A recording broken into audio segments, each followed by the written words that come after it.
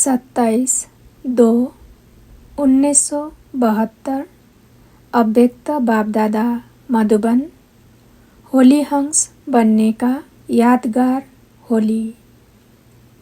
होली हंस बनने का यादगार होली।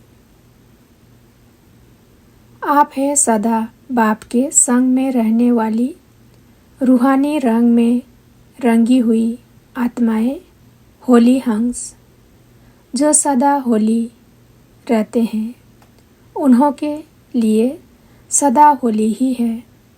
तो सदा बाप के स्नेह, सहयोग और सर्वशक्तियों के रंग में बाप समान रहने वाली आत्माएं सदा काल की होली मनाते हो व अल्पकाल की। सदा होली मनाने वाले सदा बाप के साथ मिलन मनाते रहते हैं। सदा अतीन्द्रिय सुख में व अविनाशी खुशी में झूमते और झूलते रहते हैं। ऐसे ही स्थिति में स्थित रहने वाली होली हंस हो।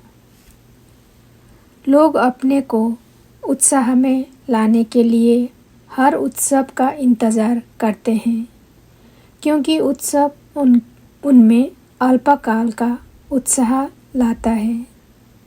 लेकिन आप श्रेष्ठ आत्माओं के लिए हर दिन तो क्या हर सेकंड उत्सव अर्थात उत्साह दिलाने वाला है।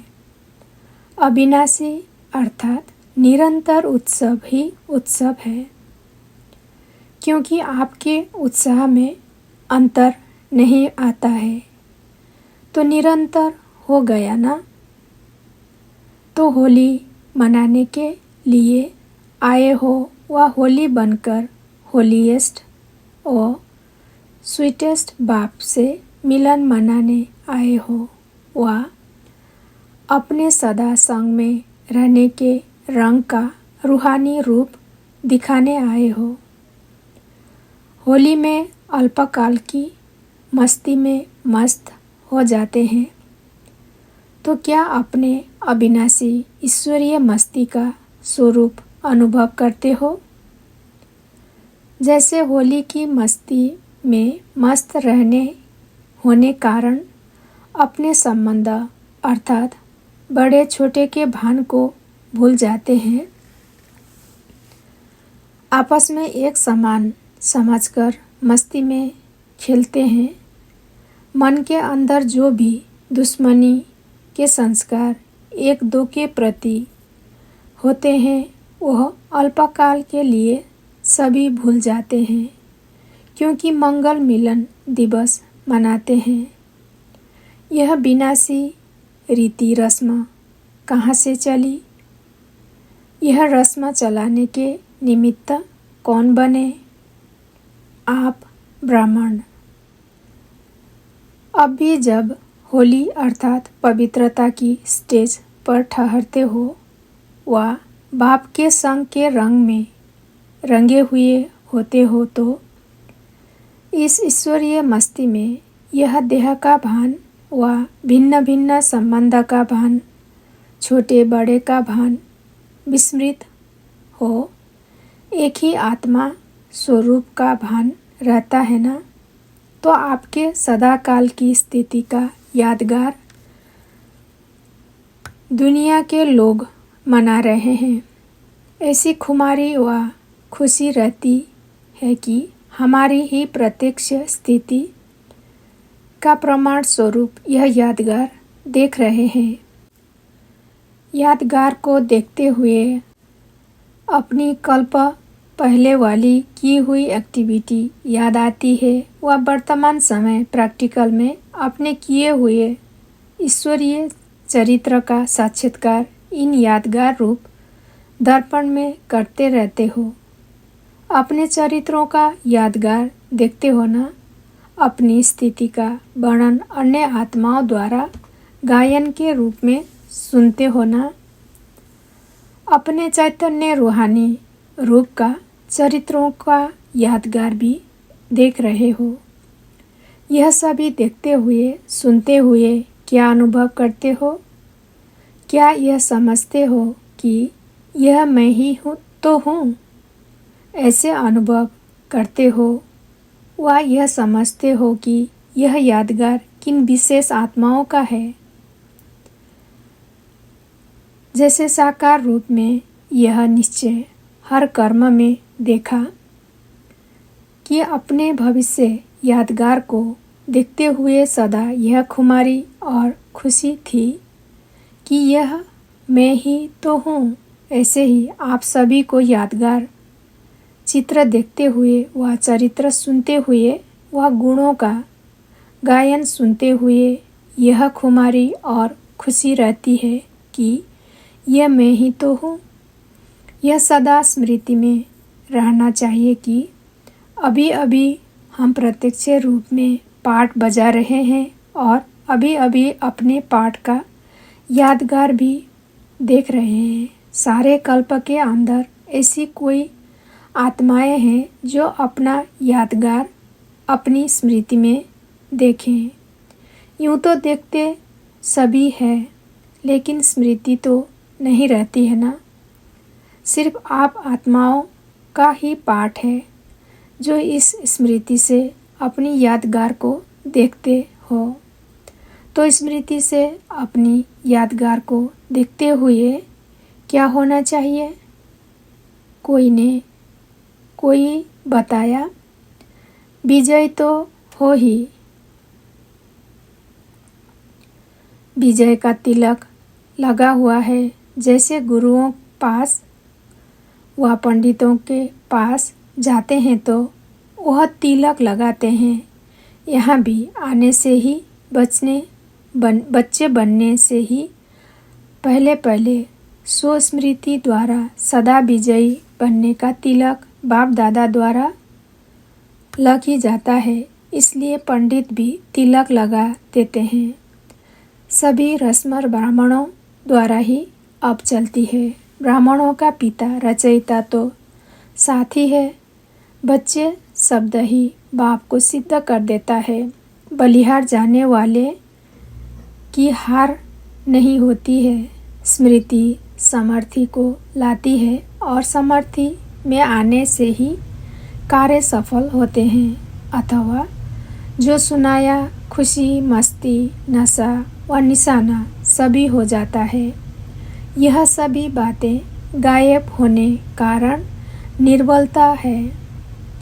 विस्मृति के कारण असमर्थी, तो स्मृति से समर्थी आने से सभी सिद्धि प्राप्त हो जाती है, अर्थात सभी कार्य सिद्ध हो जाते हैं। स्वस्मृति में रहने वाला सदैव जो भी कार्य करेगा वह जो भी संकल्प करेगा उसमें उसको सदा निश्चय रहता है कि यह कार्य व यह संकल्प सिद्ध हुआ ही पड़ा है। अर्थात ऐसा निश्चय बुद्धि अपनी विजय व सफलता निश्चित समझकर चलता है।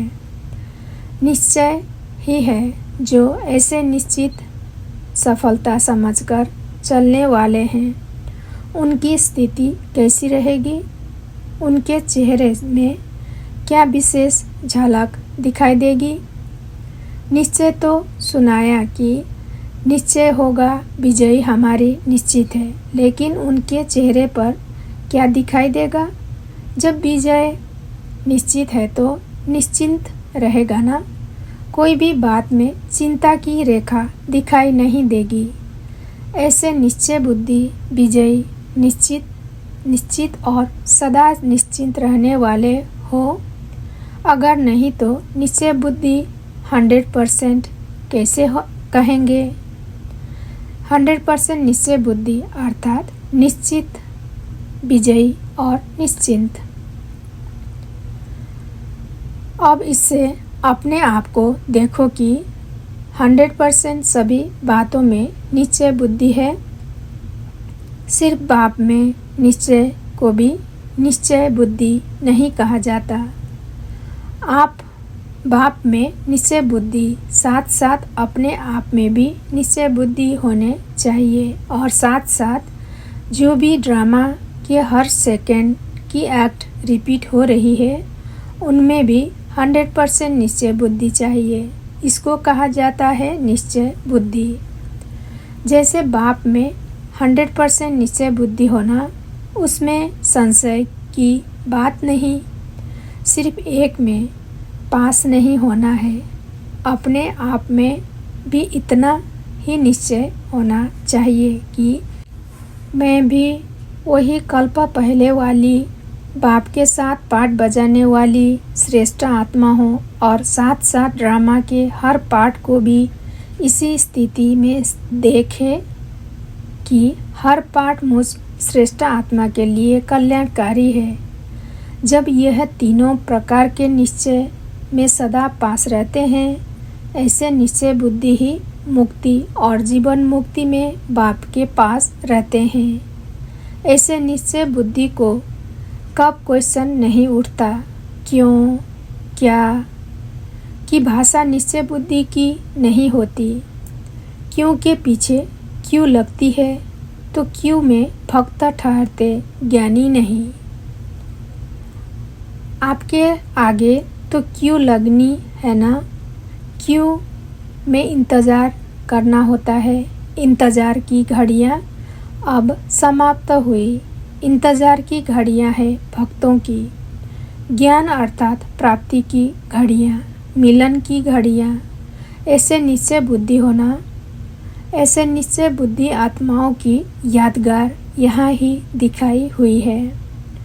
अपनी यादगार देखी है, अचल घर देखा है, जो सदा सर्व संकल्पों सहित बाप दादा के ऊपर बलिहार है। उन्हों के आगे माया कब बार नहीं कर सकती। ऐसे माया के वार से बचे हुए रहते हैं। बच्चे बन गए तो बच गए, बच्चे नहीं तो माया से भी बच नहीं सकते। माया से बचने की युक्ति बहुत सहज है। बच्चे बन जाओ, गोदी में बैठ जाओ तो बच जाएंगे। पहले बचने की युक्ति बताते हैं, फिर भेजते हैं। बहादुर बनाने लिए ही भेजते हैं, हार खाने लिए नहीं, खेल खेलने लिए। जब अलौकिक जीवन में हो, अलौकिक कर्म करने वाले हो, तो इस अलौकिक जीवन में खिलौने सभी अलौकिक है, जो सिर्फ इस अलौकिक युग में ही अनुभव करते हो। यह तो खिलौने हैं जिससे खेलना है, ना कि हारना है।